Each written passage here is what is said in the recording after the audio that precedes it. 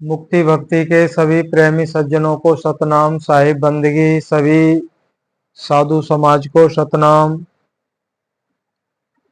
आज सतगुरु कबीर साहिब के मूल ग्रंथ बीजक से वाणी लेंगे। और वैसे तो सतगुरु कबीर साहिब ने अपनी समस्त अमृतमयी वाणियों में उस सार तत्व को समझाने का ही उपदेश किया है। समझाने का तरीका अलग अलग रहा, बाकी उस सार तत्व को अच्छे से जान जाएं, पहचान जाएं, उसकी जानकारी हो जाए, तो सतगुरु कबीर साहिब ने तो काफी कोशिश की, लेकिन हम ही नहीं समझ पाए। देखिए, शब्द को सुनने से पहले इतना हम अपने चित्त में बिठा लें। देखिए, जहां ध्यान करने की बात है, ध्यान करने वाला कौन है और ध्यान किसका किया जा रहा है? जब आत्मा एक है, अचल है, अखंड है, अभेद है, स्वयं प्रकाशवान है, समस्त सृष्टि उसी से प्रकाशित है,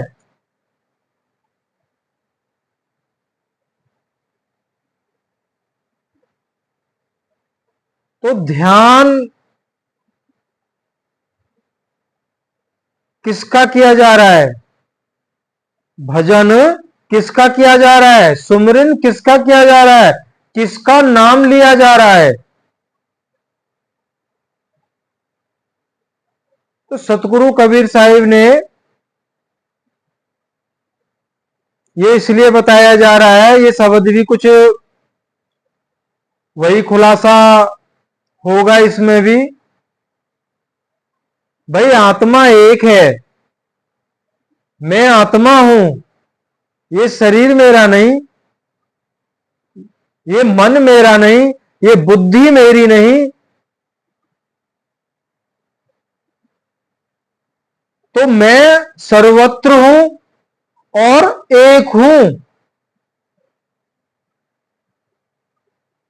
जहां द्वंद्व आ गया, द्वैत भाव आ गया, वो मन है। मन मन मन आत्मा द्वंद्वातीत है।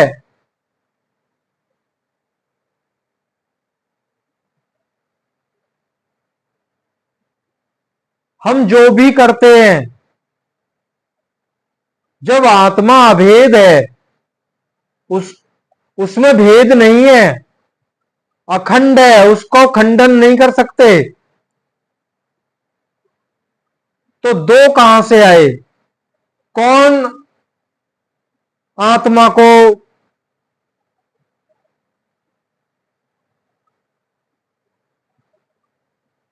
आत्मा में भेद करता है, आत्मा का खंडन करता है? अब ये खंडन है। जो ध्यान लगाते हैं हम, या भजन करते हैं, सुमरन करते हैं, ये तो सब मन है। आत्मा तो स्वयं चेतन है। यहां पे सवाल खड़े होंगे आपके, और क्या क्या सवाल खड़े होंगे, और सवाल होंगे भी खड़े।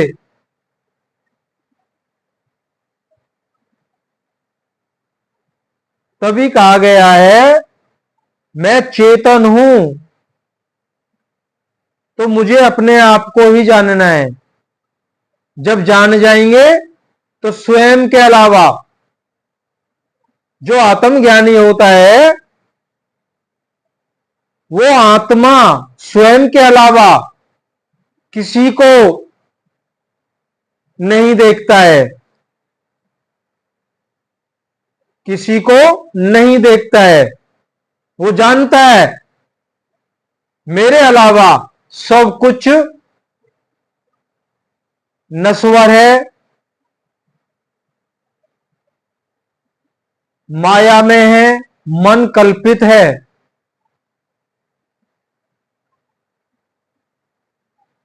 बस यही गुड़ रहस्य है। आइए शब्द शुरू करते हैं।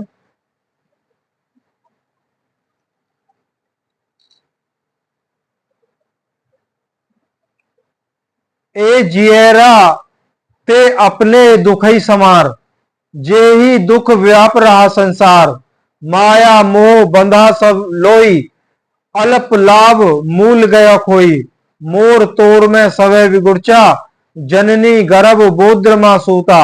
बहुतक खेल खेले बहुरूपा, जन भवरा अस गए बहुता। उपज विनस फिर जूनी आवे, सुख को लेस सपने न पावे। दुख संताप कष्ट बहु पावे, खोज न मिला जो जरत बुझावे। मोर तोर में जरे मोर तोर में जरे जग सारा, धृग स्वारत झूठा अंकारा। झूठी आस रही जग लागी, इनते भाग बहुरी पुने आगी। जे हित के राखूं सब लोई, सो सयान बाचा नहीं कोई। साखी आप चेते नहीं, कहो तो रुसवा होए। कहें कबीर जो आप न जागे, निरास्ती अस्ति न होए। सत गुरु का सत उपदेश। सतगुरु कबीर साहिब कहते हैं, हे जीव, जो कर्म जन्य जन्म मरण आदि दुख सारे संसार में व्याप्त हो रहा है, और वह दुख तुम पर भी व्याप्त है। अतः औरों को छोड़कर तुम अपने दुख को स्मरण कर उस दुख से तुम अपने आप को बचा लो। कह रहे इस दुनिया को मत देखो, तुम अपना सोचो। इस दुनिया को जानने में मत लगे रहो, अपना तुम इन दुखों से छूटना है तो अपना सोचो। संसार में सब लोग माया के मोह में बंधे हुए हैं। थोड़े से लाभ से सबका मूलधन मानव रूपी शरीर व्यर्थ में खो गया। इस मनुष्य शरीर से ऐसा साधन करना चाहिए कि पुनः दुख प्राप्त ना हो और परम सुख स्वरूप सतपुरुष परमात्मा की प्राप्ति हो। माया के बंधन से बद्ध जीव, यह वस्तु मेरी और यह तेरी, इसी मेरा तेरा के फंदे में सब लोग नष्ट हो गए, अर्थात फंस गए। मानवोचित कर्तव्य से च्युत होकर नष्ट हो गए।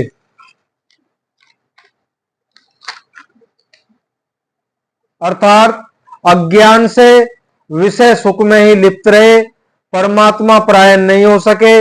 इसी से माता के उदर अर्थात गर्भ में जाकर उनको सोना पड़ा। अतः माता के उदर मध्य गर्भ में बार बार उनको शयन करना पड़ा।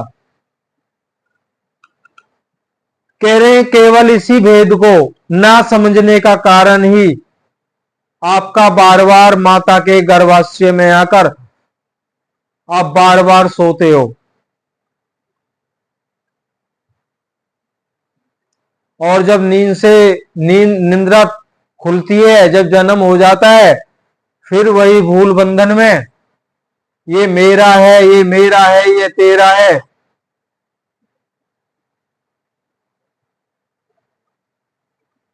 भाई द्वैत तो है, द्वैत तो बना हुआ है। अगर हमारे सिर में दर्द हो जाए तो ये कौन है जो ये कहता है मेरे सिर में दर्द है, मेरे हाथ में दर्द है? तो दो हैं। तो शरीर को हम अपना मान के बैठे हैं, तभी ऐसे कहते हैं मेरे सिर में दर्द है। आत्मा के तो सिर में दर्द नहीं होता है, आत्मा को तो कोई दुख दर्द होता ही नहीं है। उसका वर्णन अभी कर चुके हैं, वो तो स्वयं प्रकाशमान है। तो सुरत भाव से शरीर को हम अपना मान के बैठे हैं। बस यही जो माना है, यही बार बार हमें इस 84 में जन्म और मृत्यु में डालता रहता है। बार बार माता के गर्भ में आके हमें सोना पड़ता है।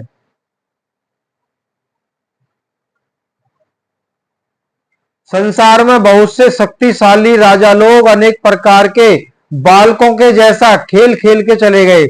ऐसे तो मनुष्य रूपी भमरा बहुत से उड़ गए, अर्थात इस संसार से चले गए।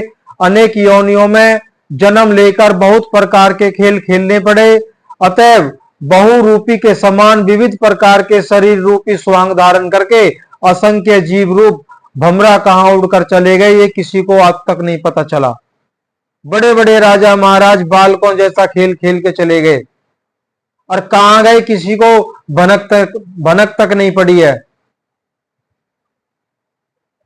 यह जीव उत्पन्न होकर और नष्ट होकर फिर कर्मानुसार अनेक प्रकार के पशु आदि योनियों में चला जाता है, परंतु सौंपने में भी उसको सुख का लेस मास प्राप्त नहीं होता है। किंतु इससे अतिरिक्त यह जीव अनेक प्रकार के दुख संताप और कष्ट बहुत पाता है, परंतु ऐसा सतगुरु उनको नहीं मिला जो अध्यात्म आदिभूत और आदि दैविक रूप त्रिताप दुख रूप अग्नि में जलते हुए उस दुख रूप अग्नि को उपदेश रूप जल से शांत कर दें। कह रहे हैं ऐसा कोई गुरु ही नहीं मिला जो इन त्रितापों का शिष्य के इन त्रितापों रूपी दुख को खत्म कर दे।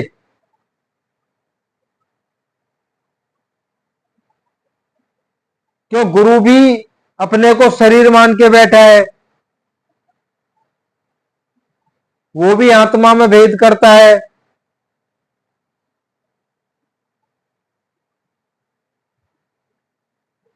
ये सब मन है, दिन रात बस प्रवचन या उपदेश दे देकर जीवों को चलाए जा रहे हैं। ये सब मन है, आत्मा नहीं है। जो आत्म अनुभवी गुरु होता है वो तो सर्वत्र आत्मा, सभी जीवों में आत्मा को देखता है। केवल दो शब्दों से ही, अपने अमृतमयी दो शब्दों से उनकी प्यास को शांत कर देता है। वो प्रवचन नहीं करता है। कह रहे हैं अहंता ममता रूप मोड़ तोड़ की अग्नि में सारा संसार जल रहा है। विवेक बिना शारीरिक विषय से सुख चाहने वाले स्वार्थी लोगों को धिक्कार है। इन जीवों का अहंकार भी झूठा है, मिथ्या है, क्योंकि संसार मिथ्या है। इसमें सत्य सुख कैसे प्राप्त हो सकता है? तो भी मिथ्या मोह में सब पड़े हुए हैं और सोए पड़े हैं। मोह व सारा संसार झूठी आशा में लग रहा है। इस एक अग्नि के कुंड से किसी प्रकार भागकर बच जाते हैं तो फिर दूसरे अग्नि कुंड में जाकर गिरते हैं। अर्थात एक बार किसी प्रकार माता के गर्भाशय रूप जठरा अग्नि से निकलने पर भी कल्याण के साधन नहीं करने से फिर भी दूसरी बार वही उस जठरा अग्नि रूप कूप में फिर पड़ते हैं। मान लो कोई जीव जंतु ही सही, तो वहां उस गर्भ में जाके सो जाते हैं, कोई नहीं बचता है।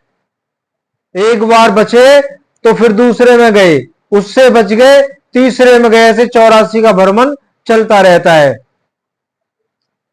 सब लोगों ने जिन संबंधियों या जिन संसारिक विषय पदार्थों को हित कर समझ रखा था, उसमें से कोई भी चतुर नहीं बचा, अर्थात उसमें से कोई भी नहीं बचने पाया। अज्ञानी जीव अपने आप नहीं चेतते हैं। यदि मैं उनके प्रति कहता हूं तो वे लोग रूठ जाते हैं, मेरे से नाराज हो जाते हैं। सतगुरु कबीर साहब कह रहे हैं अपने आप तो समझते नहीं है। अगर मैं समझाता हूं तो मेरे साथ इस तरह का वो लोग व्यवहार करते हैं। यदि मैं उनके प्रति कहता हूं तो वे लोग रूठ जाते हैं, अर्थात अप्रसन्न हो जाते हैं। सतगुरु कबीर साहब कहते हैं जो यह जीव यदि अज्ञान निंद्रा के सोपन से जग जाए तो यह मिथ्या संसार सत्य रूप से प्रतीत न हो। अतः सच्चे भेदी सतगुरु के उपदेश से ज्ञान प्राप्त करके अपने स्वरूप को पहचानना ही जगना अर्थात जागृत होना है। देखो, जब तक अपने स्वरूप का परिचय नहीं होगा, सतगुरु कबीर साहब ने बोल दिया है, तब तक जीव निंद्रा में है, वो जागा नहीं है। चाहे हम कितने ही प्रवचन सुनते रहें, अगर अपने स्वरूप का परिचय नहीं है तो हम घोर निंद्रा में सोए हुए हैं और 84 में ही हमें लौटना है। अज्ञानी जीव स्वयं अपने हित अपना अनित का विचार नहीं करता। यदि मैं कहता हूं तो उस पर ध्यान नहीं देता और रुष्ट हो जाता है। सतगुरु कहते हैं, यदि यह जीव अज्ञान निंद्रा के सोपन में जग जाए तो इसको मिथ्या संसार सत्य प्रतीत नहीं होगा। संसार जब अपने को बुद्धिमान समझता है, इसलिए अपनी बुद्धि के अनुसार जो कुछ कहता है उसी को अपने कल्याण का हेतु मान लेता है। ऐसी स्थिति में दूसरा कितना भी ज्ञानी हो एवं चाहे जितना भी यथार्थ उपदेश करता हो, तो भी यह जीव नहीं मानता है और क्रोधित होकर उसका तिरस्कार करता है, अपमान करता है। किसका करता है? जो वेदी गुरु होता है। और ये हुआ किसके साथ है? सतगुरु कबीर साहिब के साथ में ऐसा हुआ है।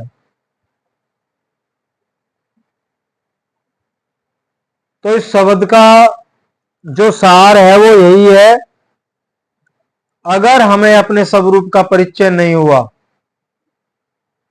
तो बार बार माता के गर्भ में आके सोना ही पड़ेगा, बिल्कुल नहीं बच सकते। अब परिचय कराने वाला कौन होता है? गुरु। लेकिन गुरु तो शब्दों के जाल में फंसा हुआ है, हमें भी उसी में फंसाता है। अपना अनुभव तो कुछ है नहीं। जो शब्द गुरु होता है वो केवल अपना अनुभव दर्शाता है शिष्य को, सीधी सी बात है। अपना ही अनुभव देता है, ना कि किसी किताब का ज्ञान बार बार उसको उसी में उलझाता रहे। ना कोई प्रश्न ना कोई उत्तर। जब हमारे कोई बीमारी हो जाती है, हम किसी अच्छे डॉक्टर के पास जाते हैं या कोई वैद्य है, हकीम है, तो वहां सवाल जवाब कितना होता है? डॉक्टर को हम अपनी बीमारी बताते हैं। अगर ज्यादा ही होशियार कोई वैद्य हकीम है तो वो हमारी नाड़ी देख के ही सारा रोग का विवरण खोल देता है, हमारे बगैर पूछे ही।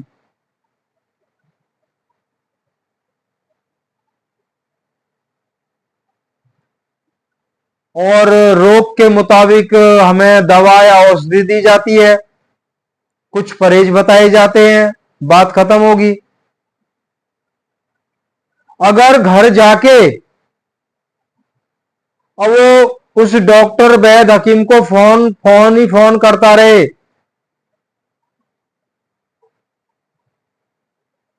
उस रोग के मुताबिक ही कुछ ना कुछ पूछता रहे, या उसकी दुकान पे क्लिनिक पे जाके बार बार जाकर पूछे, अगर ऐसा होता है तो ना तो उसको दवाई सही मिली है और ना ही डॉक्टर सही मिला है और ना ही शिष्य ही ठीक है। भाई, जब दवा दे दी गई है, जैसे ही उसने दवा को खाया, एक खुराक ली, दूसरी खुराक ली, उसको आराम होना शुरू हो गया, तो वहां पे कोई सवाल जवाब खत्म, कोई सवाल जवाब होता ही नहीं है फिर।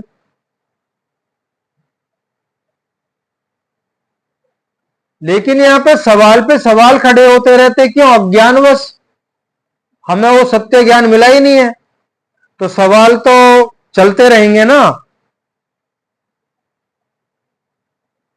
जब सच्चे गुरु के द्वारा उस स्वरूप का ज्ञान करा दिया जाता है तो सभी सवाल खत्म हो जाते हैं।